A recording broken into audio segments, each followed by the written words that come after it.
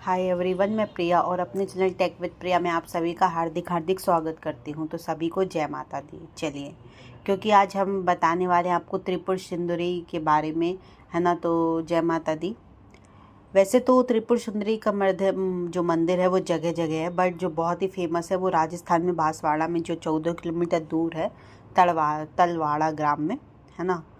तो हम जानेंगे आज की इन शक्तिपीठ का निर्माण कैसे हुआ था। तो सभी को पता है कि जो महादेव की पत्नी देवी सती थी, उन्होंने अपने पिता राजा यक्ष के दक्ष के यज्ञ में अपने पति का अपमान सहन नहीं कर पाई थी। तो उसी यज्ञ में कूदकर भस्म हो गई। और जब यह सब शिवजी को पता चला तो उन्होंने गण वीरभद्र को भेजकर यज्ञ स्थल को उजाड़ दिया और राजा दक्ष का सिर काट दिया। बाद में शिवजी अपनी पत्नी सती की जली हुई लाश लेकर विलाप करते हुए सभी ओर घूमते रहे। तो जिस स्थान पर माता सती के अंग आभूषण गिरे थे, वह स्थान शक्तिपीठों में से निर्मित हो गई। यदि पौराणिक कथाएं की माने तो ये इनके अनुसार देवी देह के अंगों से ही इनकी उत्पत्ति हुई है, और जिसे भगवान विष्णु के चक्र में विच्छिन्न होकर 108 स्थलों पर गिरे थे, जिनमें से 51 शक्तिपीठों का ज़्यादा महत्व है। भारत के त्रिपुरा राज्य उदयपुर के निकट राधा किशोरापुर गांव की माता बड़ी पर्वत शिखर पर देवी सती का दायां पैर गिरा था। इसकी शक्ति त्रिपुर सुंदरी और भैरव के त्रिपुरेश कहलाते हैं। दक्षिणी त्रिपुरा उदयपुर शहर के 3 किलोमीटर दूर राधा किशोर ग्राम में राजा राजेश्वरी व त्रिपुर सुंदरी का भव्य मंदिर स्थित है, जो उदयपुर शहर के दक्षिण पश्चिम में पड़ता है। यहाँ सती के दक्षिण पाद का निपात हुआ था। यह शक्तिपीठ के स्थान को कुर्भ पीठ के नाम से भी जाना जाता है। भारत राज्य के त्रिपुरा में स्थित त्रिपुर सुंदरी का बहुत ही सुंदर शक्तिपीठ है। कहा जाता है कि यहाँ देवी के धारण किए हुए वस्त्र गिरे थे। त्रिपुर सुंदरी शक्तिपीठ भारत के अज्ञात 108 एवं ज्ञात इन चारों शक्तिपीठों में से एक माना जाता है।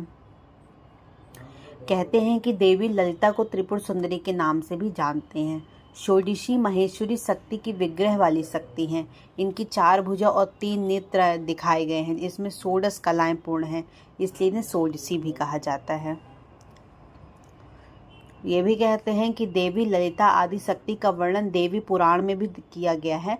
भगवान शंकर को हृदय में धारण करने वाली पर सती नैमिष में लिंग धारणी नाम से विख्यात हुई। इन्हें ललिता देवी के नाम से भी लोगों के बीच विख्यात हो गई।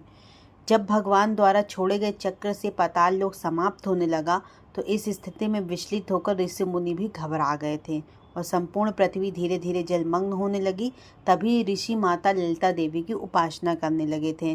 तो कहते हैं कि जो ऋषिवर की प्रार्थना से प्रसन्न होकर देवी ने प्रकट हुई थी और विनाशकारी चक्र को थाम लिया था। तो इस तरह फिर कोई भी जनहानि नहीं हुई थी और सभी कोई अपना बहुत ही अच्छा फिर जीवन व्यतीत करने लगे थे।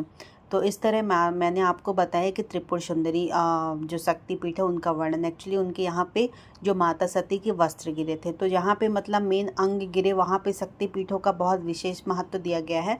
बट जहाँ पे हार गिरा, जैसे हमारा मैहर है ना, त्रिपुर सुंदरी मंदिर हो गया, तो इनको शक्तिपीठों का वैसा दर्जा नहीं दिया गया, बट ये भी शक्तिपीठ ही हैं।